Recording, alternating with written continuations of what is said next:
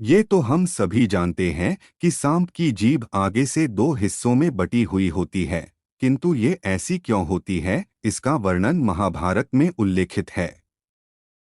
वेदव्यास रचित महाभारत में इससे संबंधित एक बहुत ही रोचक कथा है, जो इस प्रकार है। महाभारत के अनुसार महर्षि कश्यप की 13 पत्नियां थीं। इनमें से कद्रू भी एक थी। सभी नाग कद्रू की संतान थी। महर्षि कश्यप की एक अन्य पत्नी का नाम विंता था। पक्षीराज गरुड़ विंता के ही पुत्र थे।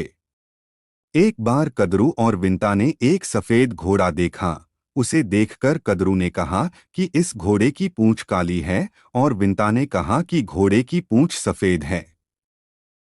इस बात पर दोनों में शर्त लगी। तब कद्रू ने अपने नाग पुत्रों से कहा कि वे अपना आकार छोटा कर घोड़े की पूंछ से लिपट जाएं, जिससे उसकी पूंछ काली नजर आए और वह शर्त जीत जाए। कुछ सर्पों ने ऐसा करने से मना कर दिया। तब कद्रू ने अपने पुत्रों को श्राप दे दिया कि तुम राजा जन्मेजय के यज्ञ में भस्म हो जाओगे।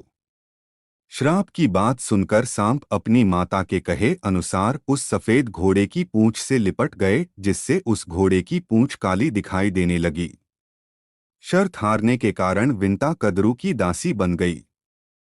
जब गरुड़ को पता चला कि उनकी मां दासी बन गई है, तो उन्होंने कद्रू और उनके सर्प पुत्रों से पूछा कि तुम्हें मैं ऐसी कौन सी वस्तु लाकर दूं जिससे कि मेरी माता तुम्हारे दासत्व से मुक्त हो जाए।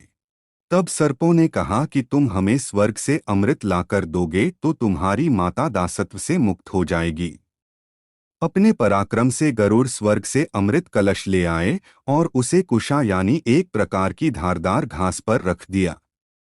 अमृत पीने से पहले जब सर्प स्नान करने गए, तभी देवराज इंद्र अमृत कलश लेकर पुनः स्वर्ग लौट गए।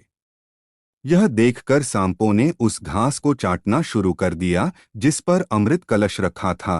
सर्पों को लगा कि इस स्थान पर थोड़ा अमृत का अंश अवश्य होगा, लेकिन घास नोकीली होने के कारण सभी सर्पों के जीभ के दो टुकड़े हो गए। अगर आपको यह वीडियो पसंद आया हो तो प्लीज़ चैनल को लाइक, शेयर और सब्सक्राइब ज़रूर करें। धन्यवाद।